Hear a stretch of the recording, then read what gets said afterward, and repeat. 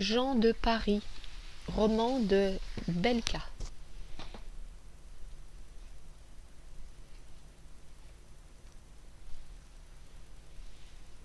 Le roman suivant n'est ni une autobiographie, ni un essai politique, ni il s'agit d'une pure fiction. L'auteur en 2 mots, ingénieur et linguiste, Belka, depuis Paris, restitue avec joie au peuple de Paris d'origine variée sa richesse et sa bonté dans ses Gens de Paris, un livre qui construit des ponts. Exergue de Jean-Paul Sartre. Mais non. Après la première dictée, mon grand-père fut convoqué en hâte par l'administration. Il revint enragé, tira de sa serviette un méchant papier couvert de gribouillis de taches et le jeta sur la table. C'était la copie que j'avais remise. Les mots de Jean-Paul Sartre. Exergue. Borges. Mes préférences ont dicté ce livre. Je veux être jugé par lui, justifié ou désapprouvé par lui. Anthologie personnelle, Jorge Luis Borges.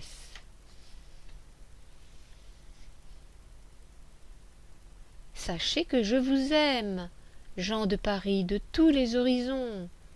Alors aimons-nous les uns les autres dans le respect de nos différences, et notre République nous le rendra. Un ruissellement d'amour. Un ruissellement mondial en découlera.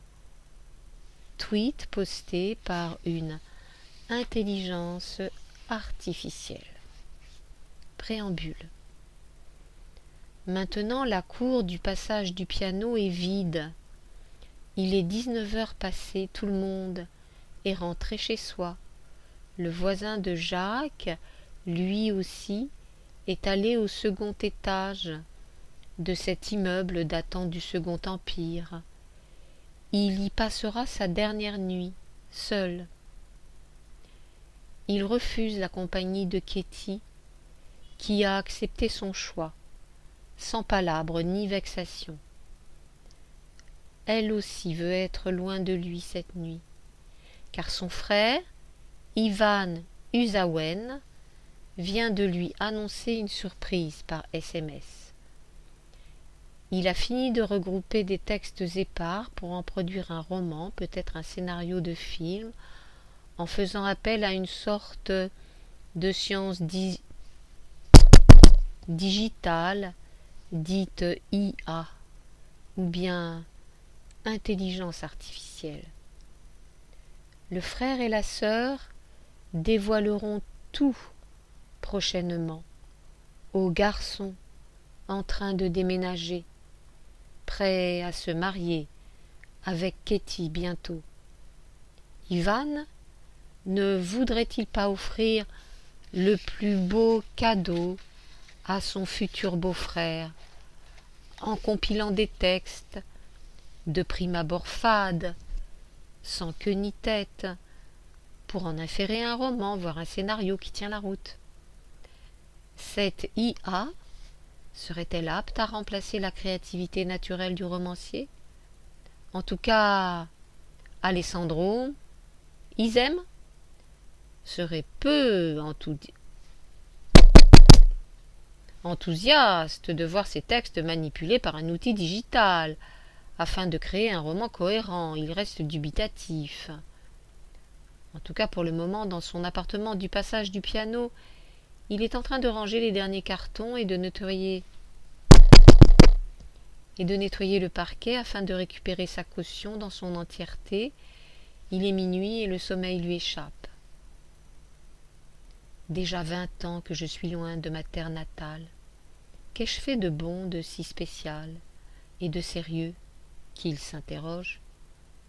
Vite, il se rend compte qu'il a passé le clair de son temps à se poser la question suivante, à 28 ans, à son entrée dans la vie active.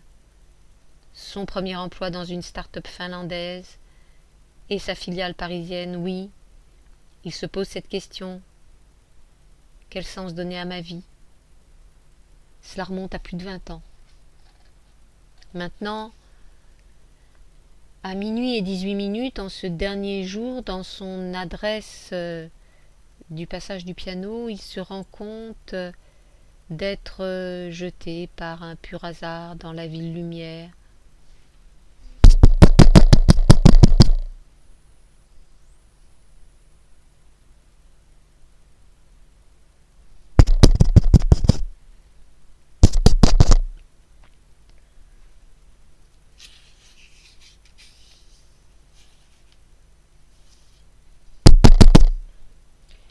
Il se rend compte qu'il a été jeté par un pur hasard dans la ville lumière et son système capitaliste, auquel il n'a pas été préparé, lui le paysan kabyle, démuni naïf. Il se donne même l'audace de se poser cette question paradoxale.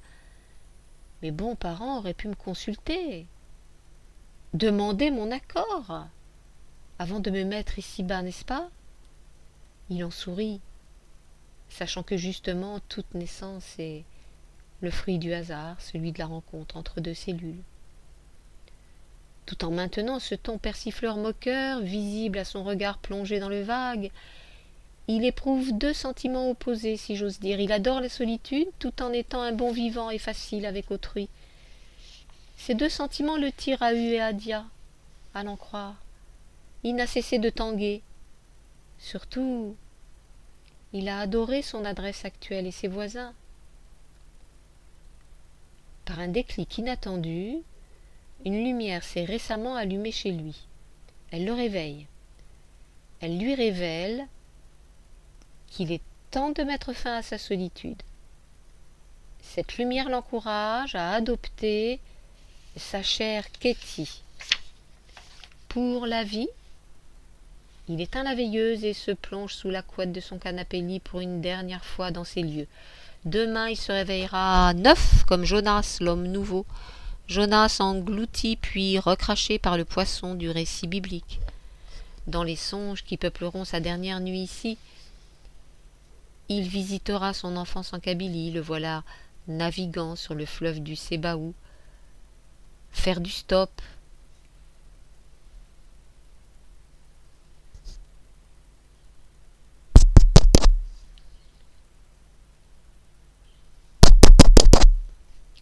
faisant du stop en tant qu'ancien étudiant de Tizi, longeant la propriété familiale riche en oliviers, figuiers, amandiers,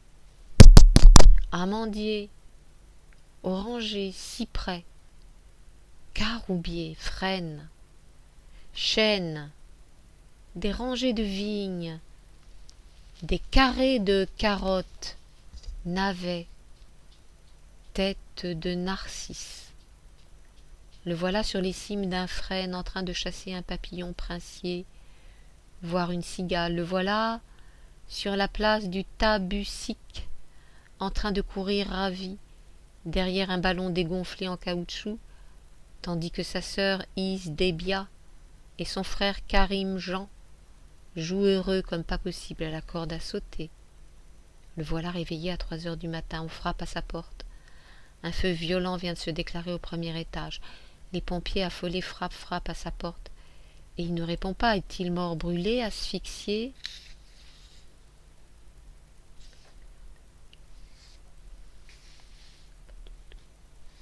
Les mots Mon bonheur, Jacques et Macha.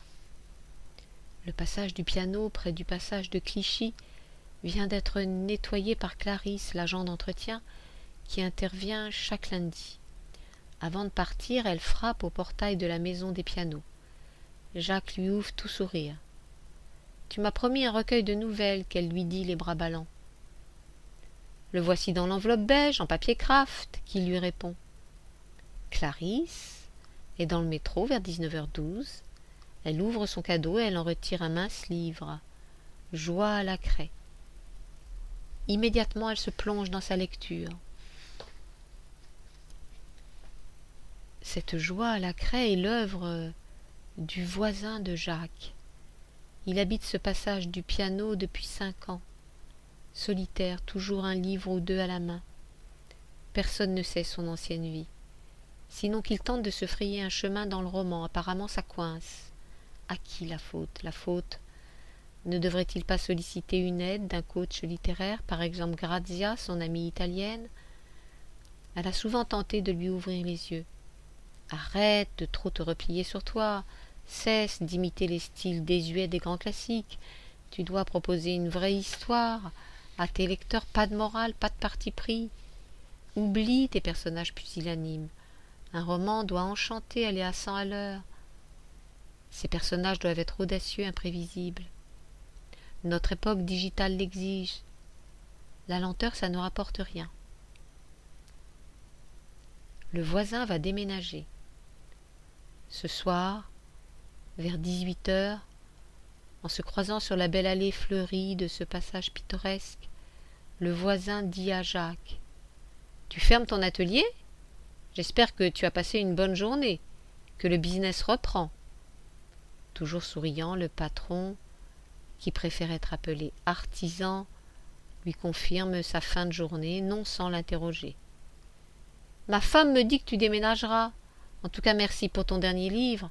Macha, mon épouse, est en train de le lire. » Dernier livre du voisin? Ça s'intitule « Une tempête de loups ». De quoi s'agit-il?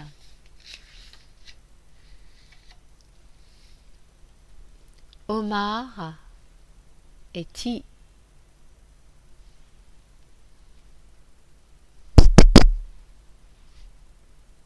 Tininan. La cour du passage Abride vient d'être passée à l'eau par Keloudja, l'agent d'entretien.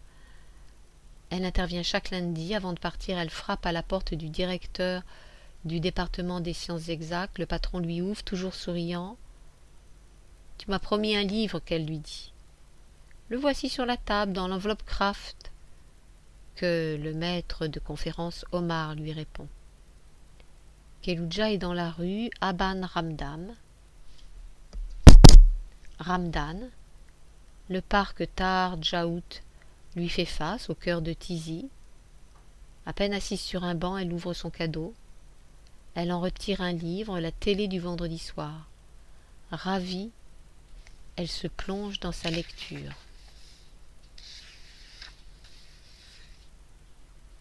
Cette télé du vendredi soir est l'œuvre d'un ancien camarade de fac de Omar.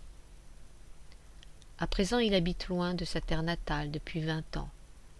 Mais Omar et lui ont gardé le contact grâce aux médias sociaux.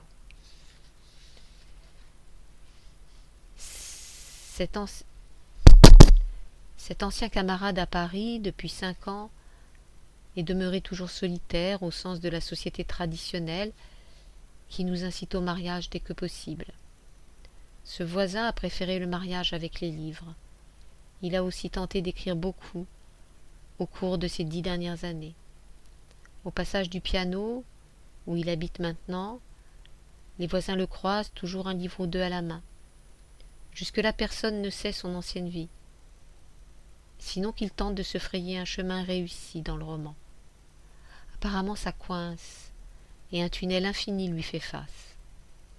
Ce soir, vers 18h, Omar lui écrit via un réseau social. Il le remercie pour le fichier PDF que son camarade lui a envoyé hier dans sa boîte mail. Omar lui souhaite une agréable inspiration, non sans l'interroger. « Tu me dis que tu vas déménager. En tout cas, merci pour ton dernier livre. » Dernier livre au format PDF. J'aurais aimé le format papier, avec une dédicace. Dernier livre du camarade du maître de conférence Omar. Ça s'intitule « Les anciens de Oued Haïti ». De quoi s'agit-il au juste?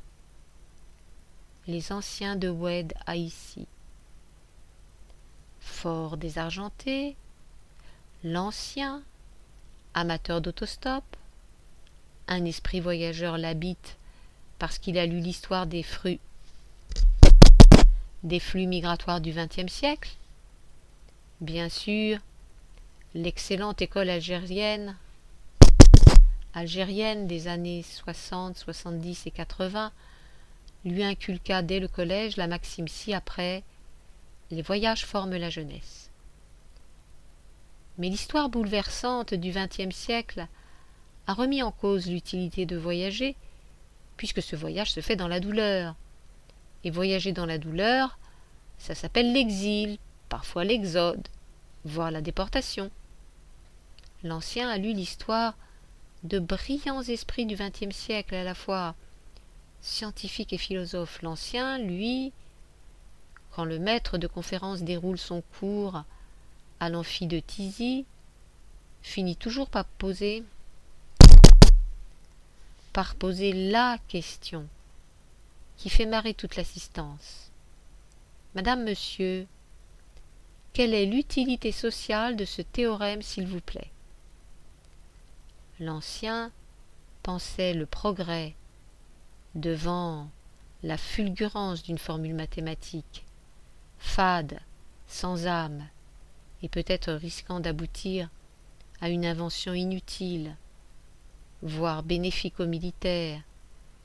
Ces fous quêtent sans cesse de nouveaux engins guerriers, efficaces et moins chers.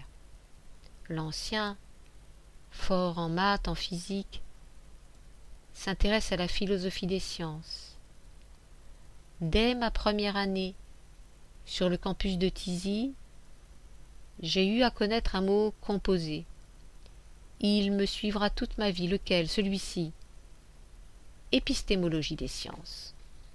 L'Ancien, intellectuel avant l'heure, fort de ses illusions, se permet de critiquer Einstein et Descartes dans leur tentative d'unifier les sciences ou le savoir. En revanche, l'Ancien, toujours bon joueur, a quand même apprécié le songe de Descartes, rapporté comme un conte oriental, une légende kabyle dans l'Empire mathématique, ce bijou écrit par J. P. Davis et R. Hersch, lequel songe je citerai en partie.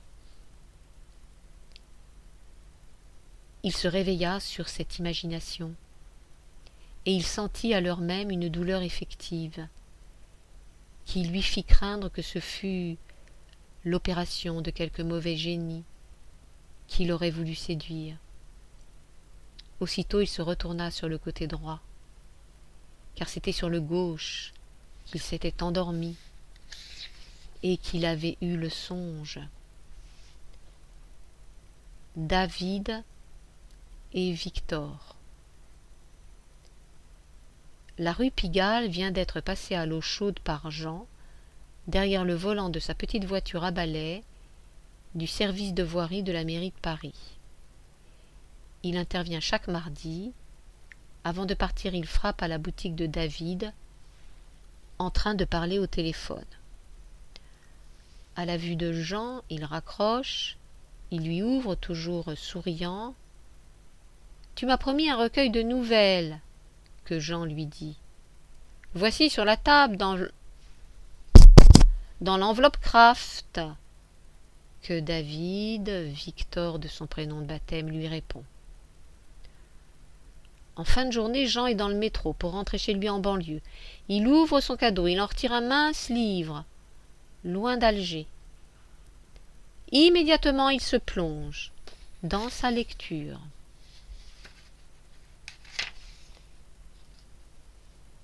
Loin d'Alger est l'œuvre de l'ami de David, à qui il parlait au téléphone quand Jean a frappé à sa boutique de la rue Pigalle.